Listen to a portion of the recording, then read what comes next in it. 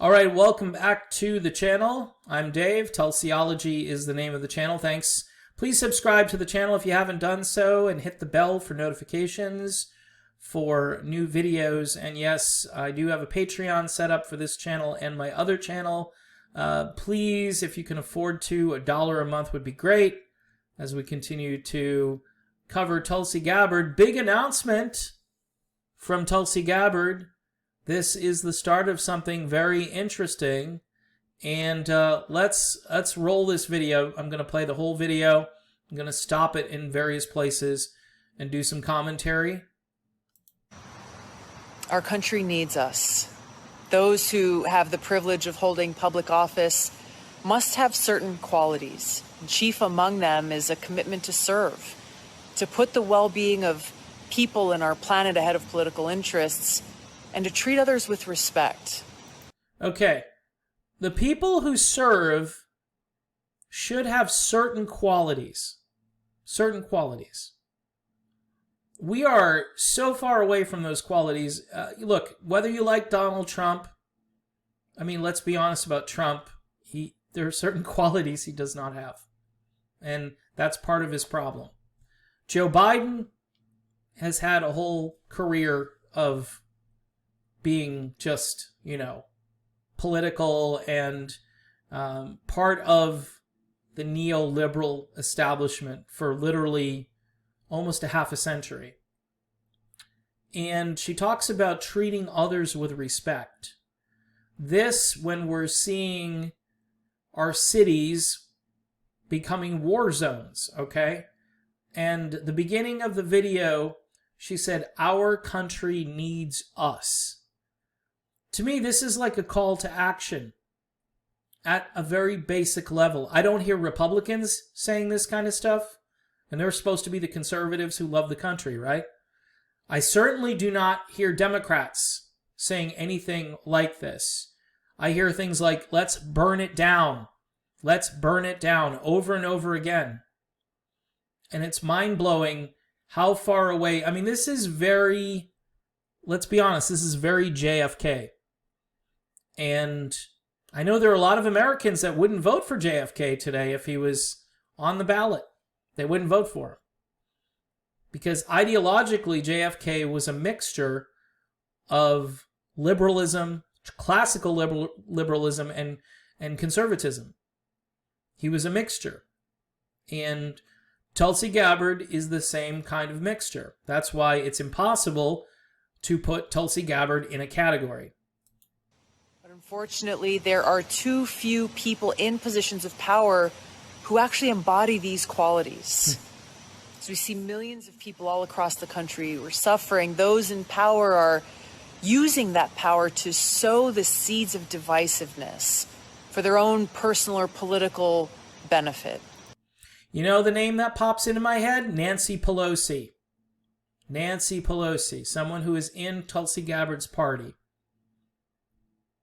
It's incredible how far we are from getting things done and uniting the people across party lines.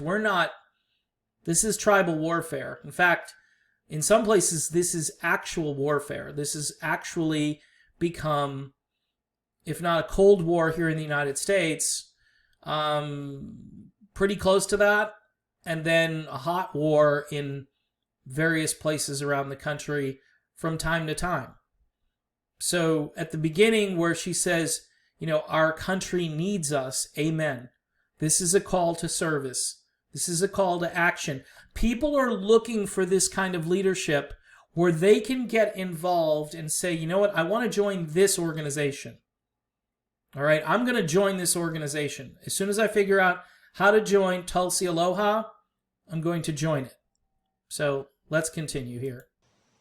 We need leaders who are willing to stand up and face these unprecedented times with courage and with strength and aloha. Leaders who actually embody the principles of service above self. That's why I've started a new organization, Tulsi Aloha, so that our mission will continue by raising awareness around the important challenges that we face and supporting leaders who embody the spirit of aloha. All right, is this a PAC? Is this a super PAC? I don't know. All I know is it's an organization that will be supporting leaders, and I imagine those leaders will be Democrats and Republicans, maybe some independents, Greens, Libertarians, who are committed to putting service above self. And I welcome this. This is a great development here. Putting service above self. Leaders who are committed to upholding our constitutionally guaranteed freedoms. Okay. Very, very important sentence here, and I wasn't going to let it go by without, if I could do a virtual big cheer and then come back, have some fireworks going off in the background. Tulsi Gabbard here does not say guaranteeing that healthcare is a human right. She doesn't say that. She doesn't say guaranteeing that college is universal. She doesn't say that. Now, those are good things, but without our constitutionally guaranteed freedoms, I don't want those things. I've made it clear. My wife has student loan debt. I'd love to see the student loan debt get forgiven, but if we don't have our freedom, then I don't care about the student loan debt. Just change the bankruptcy law, and I would be happy with that. This, to me, shows me that Tulsi Gabbard is a serious person. She's an adult person, and she understands that without our constitutionally guaranteed freedoms, we don't really have a country anymore, and that's a big concept, and it comes first, and I love it. Protecting our civil liberties, our environment, and ending regime change wars, this new Cold War and nuclear arms race. Wow. Okay. Now, she said this 1,000 times on the campaign trail. But her organization is not going to be about small things. It's not going to be, and I know you're thinking, oh, economic turmoil. Come on, Dave, that's a big concept. Well, again, without protecting our civil liberties, and these are things that both, smart people on the left and the right agree on. I put a list on Twitter of like 12 things that the left and right can agree on. So why don't we have a movement or a third party? And these are big concepts. And there are well-meaning people on the left who want some of these other,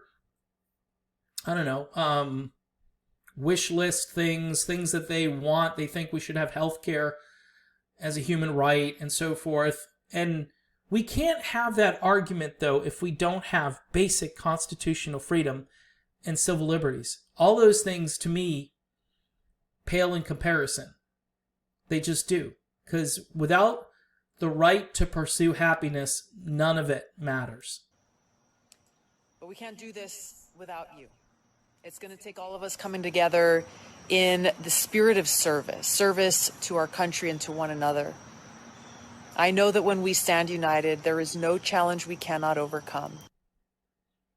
All right, and that's the video. There is no challenge we cannot overcome. Now, is Tulsi hopelessly optimistic about this to a point where some of us go, no way, Tulsi, no way, it can't happen, wishful thinking, pie in the sky, you're living in a different world. We need to get back to living in that different world together, and that's what this is about. And as soon as this Tulsi Aloha is up and running, you got your first donor here. You've got somebody who will commit to that, and I think you should too, because if we can build this organization out, people start to take notice. And if this does become some kind of a PAC where you're supporting people who uphold the Constitution and believe in civil liberties and protecting the environment, I'm all in. I am 100% committed and in. And leave it to Tulsi Gabbard to take a leadership role leaving Congress. And she's looking around the political landscape. She's not here endorsing Joe Biden for president. She's not singing the praises of Kamala Harris. She's not saying that Donald Trump is an existential threat to the universe. What she's saying is we need to come together and do politics better. And we need to put people in leadership positions who want to serve and who aren't into, say, lining their own pockets.